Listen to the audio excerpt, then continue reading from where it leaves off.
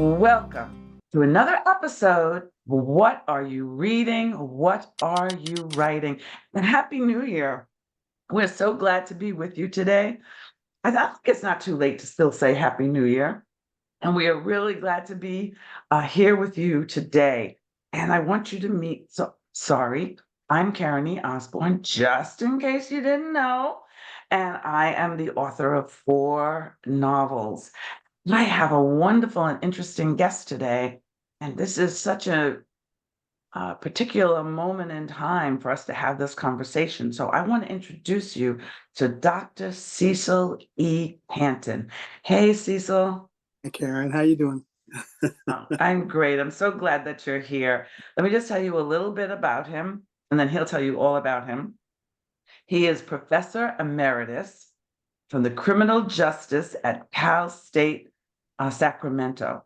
And he has 2 books out. He's the co-author of The Politics of Survival in Academia.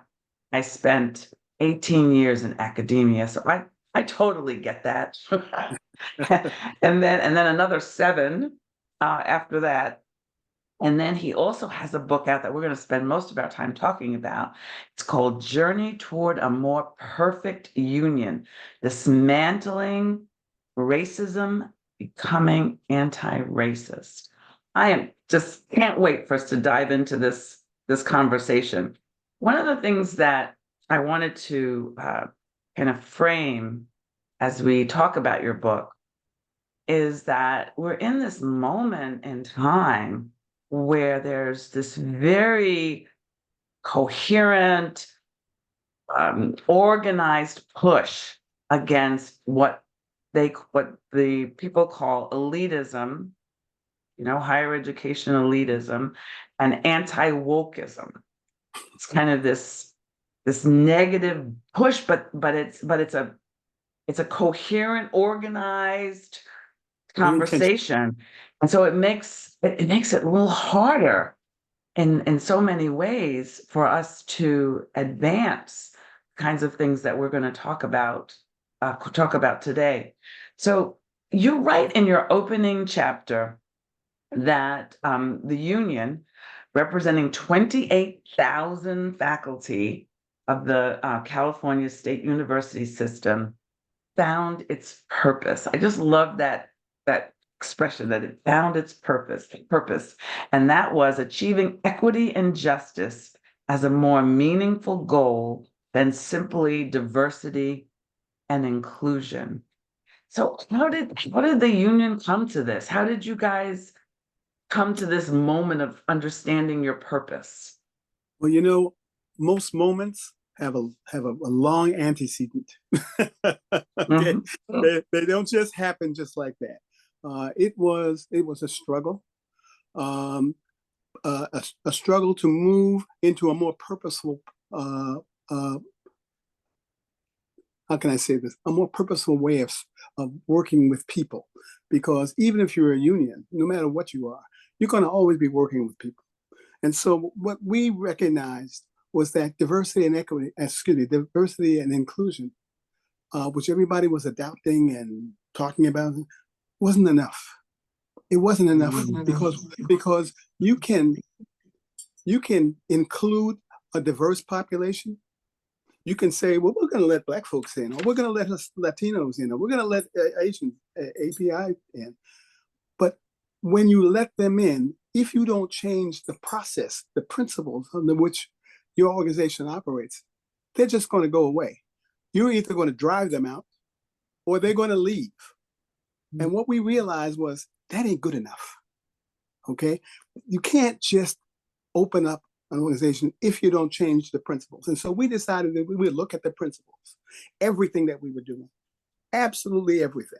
Our founding principles, our Constitution, our bylaws, the things that we put out there that had to do with recruiting people, how we did everything. Everything was on the table. Let me tell you, Karen, that was not easy, because there was a lot of resistance. because So this was a mixed group of faculty. yeah, These were oh yeah, no, no, racially, no. ethnic, Yes, yes. mixed. Now, understand that this organization, when in its beginning, the California Faculty Association was a primarily white organization.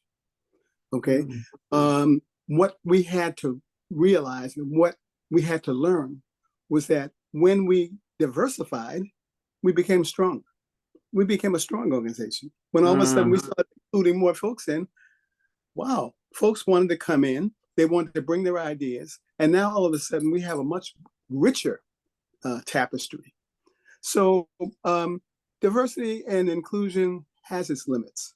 And what we realized was that unless you change the principles under which you operate, the values under which you operate, you're not going to be a really successful organization. You may look successful because you may have tens of thousands of people in your organization, but it won't be as strong as it could be.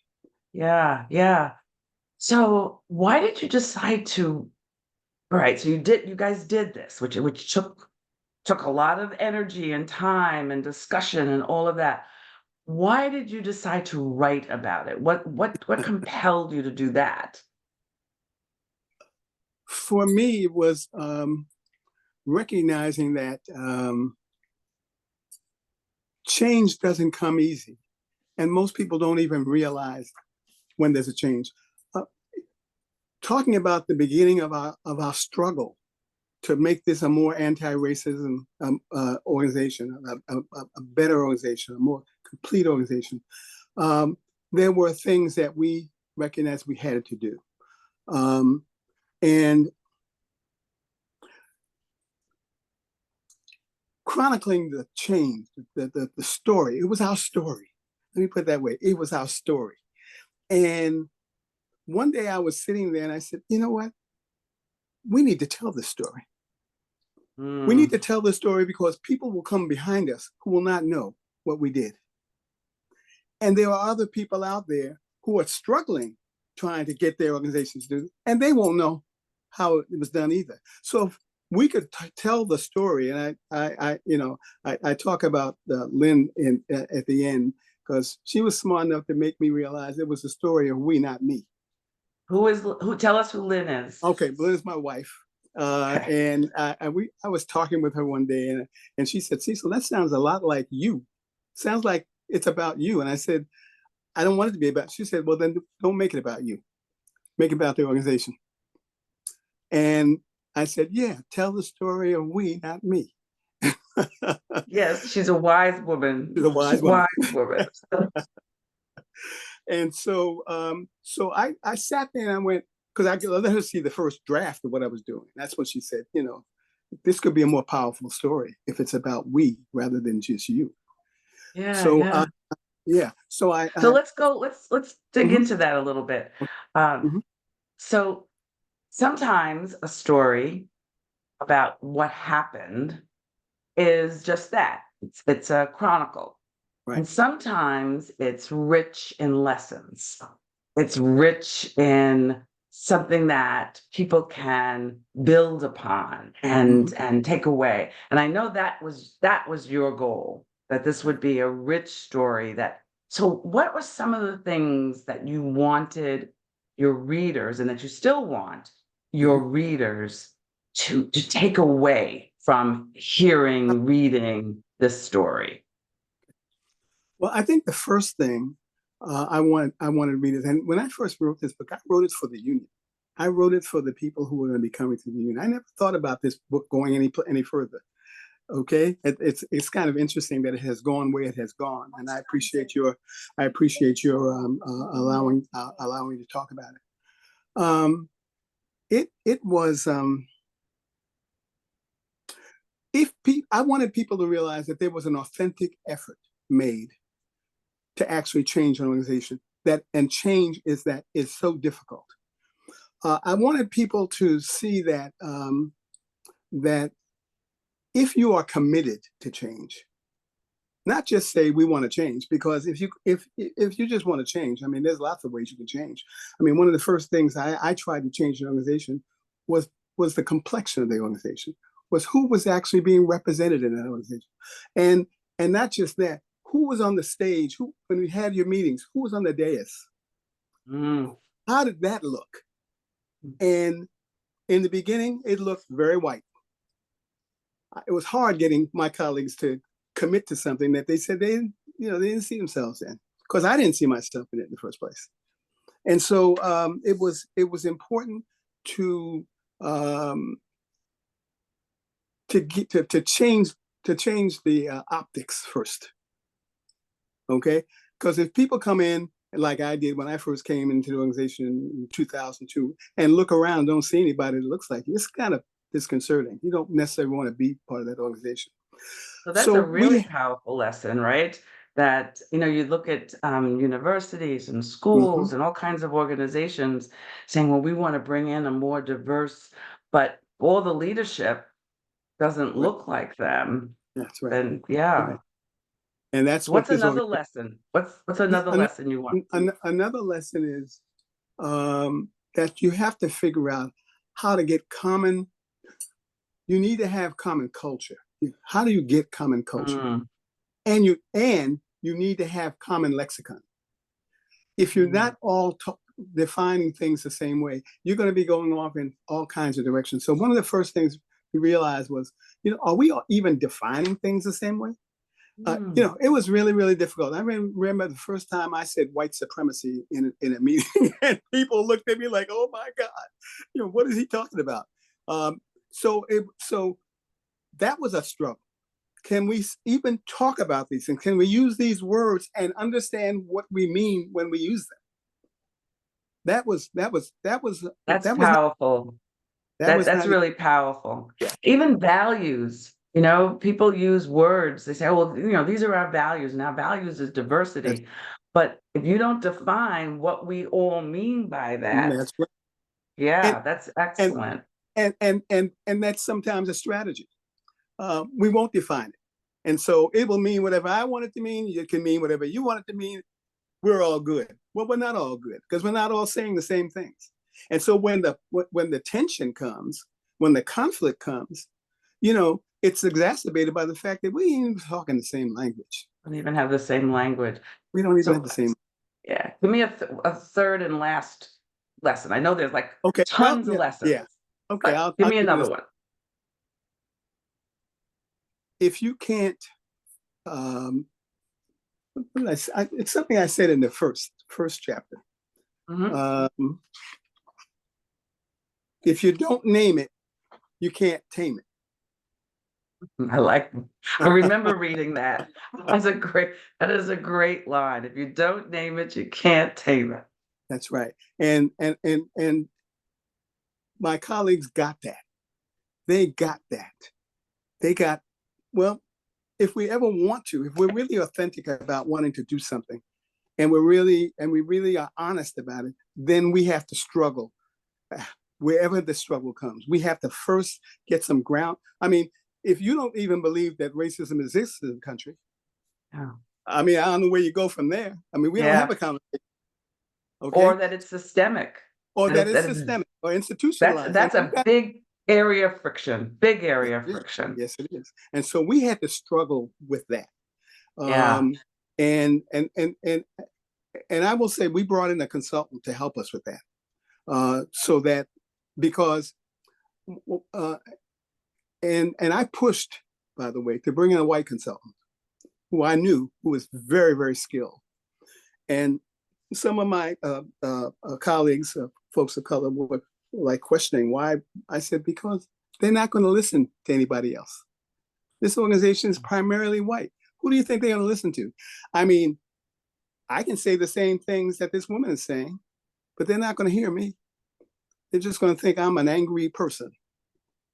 But she was a great facilitator and helped us get through that. But we had to identify the things we needed her to help us with. And one of those things was, you know, hey, listen, if we don't have the same language, we're never going to get to the same place. So that Yeah. was that That's a was big one. That's a yeah, huge one. I also think you just gave us a fourth one about the facilitator. When you think about how many times we try to send messages or have conversations, but you've got to look at it from the other yes, person's point of view. how are they going to hear this? How are they going to perceive this? Will they even hear it? Or will Okay. they even Will hear they it? So even? that's another really Yeah. excellent lesson. Um, one of the things that when I was reading your book, which I enjoyed, you should Okay. read his book. One of the one of the things that I thought about was I thought, my goodness, Cecil, you guys should know that Cecil and I have been friends for a very long time. Sometimes I have new friends on the show, people I just met. Sometimes I have friends that I've known for I don't know how many years. And we 40. believe that he's related to my husband. We really do believe that. We can't prove it, but we think it's true. So one of the things that I was thinking about, both knowing your past and reading your book, was like, have you ever thought about writing fiction? I think there's like so many stories you would have to tell and share. That's very kind of you, but I really never thought about writing fiction. I'm a more of a, let me tell you the facts kind of a person. You Mm, know, uh, if I were going to write, and I've written a couple of books anyway. Uh, mhm, they and the things that I have written that were involved with the union, for instance. So I take a phenomenon and say, how do I, let me come at that in as factual a way as I possibly can. mm, Um, and that's my interest is to do that. I've written works on unconscious bias for the union. I've written works on cultural taxation for the union. And these were all, and mm, by the way, these were all things that got introduced into this process of change. mm. Okay, Yes. but that I recognize that there's got to be some record of this stuff, because if you don't have a record of it, people just move on. People coming into the organization today assume that the organization was always this way because they don't have any other reason to believe otherwise. And so to be able to Yeah. give them and have a common, and I think that's one of the problems we're having today.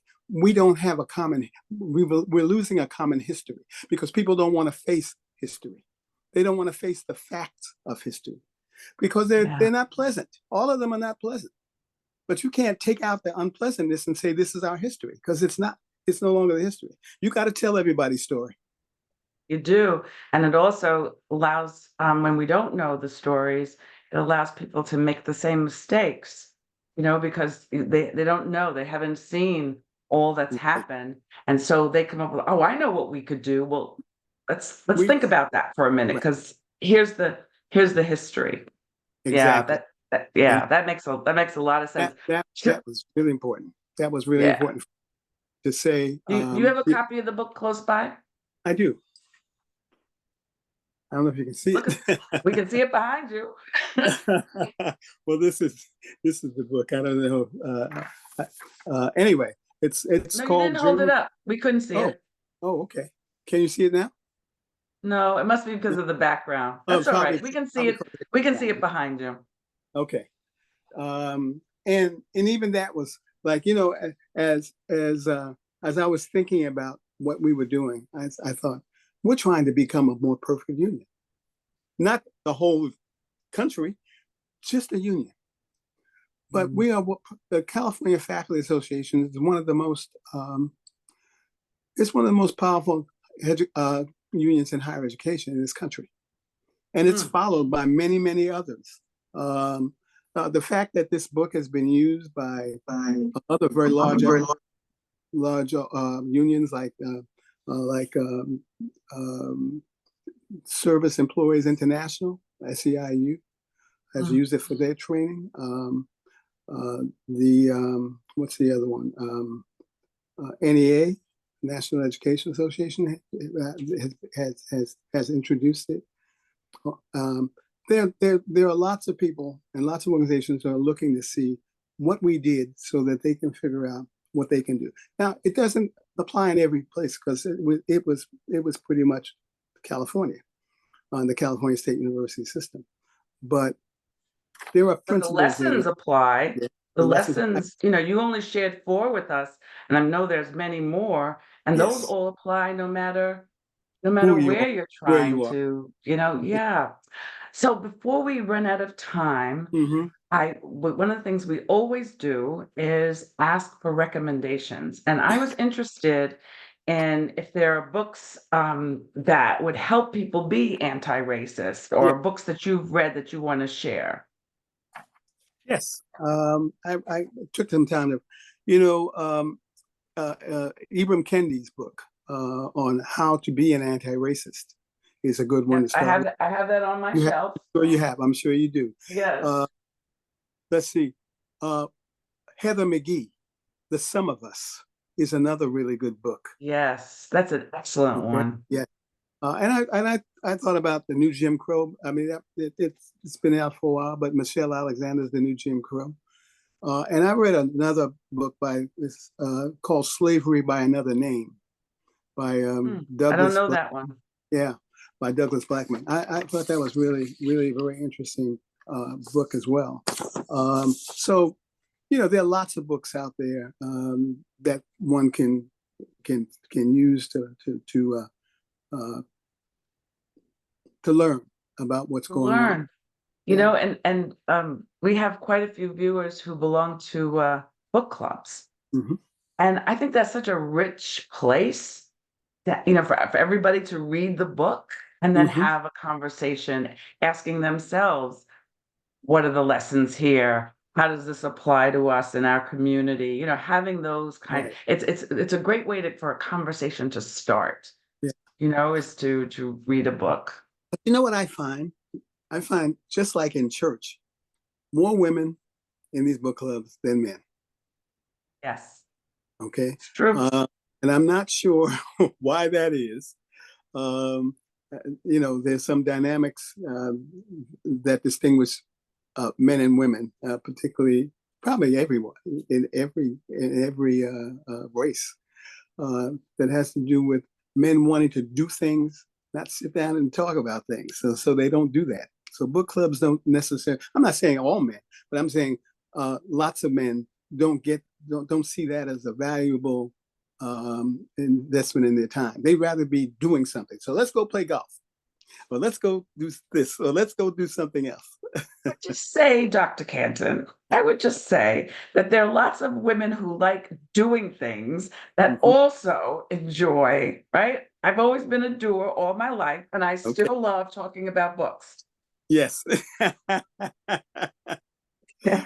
So there we go. I just want to thank you so much for this conversation. Where can our viewers find your book, find out more about you, be in touch with you? Well, How I do can. they? They can contact me at cecanton2@gmail.com. I'm also in LinkedIn. Like I Hmm, said, I didn't write the book with the intention of having the whole world read it. I mean, it was yeah, a very, yeah. very limited audience when I wrote it. The fact that it has gotten that people have talked about it and it's gotten as wide a you Much know wider right, audience, much wider audience. That's fabulous. That is it's excellent. it's surprising and humbling. Okay. But yes, yes, I get that too. I want to thank you so much for being with us today. And I want to thank all of you for being with us today. I hope that you will be in touch with Cecil, with Dr. Canton, and I hope that you will look for his book and really think about, some of the lessons. How can I apply that to institutions and organizations, that I belong to? Because it's such an important conversation. If we don't have the conversation, nothing nothing changes. I hope that you are following me on YouTube, on Instagram, on Facebook, Karen E. Osborne, author. And I hope I'll see you next week on What Are You Reading? What Are You Writing? Have a great week, everybody. Bye bye. Thank you, Karen.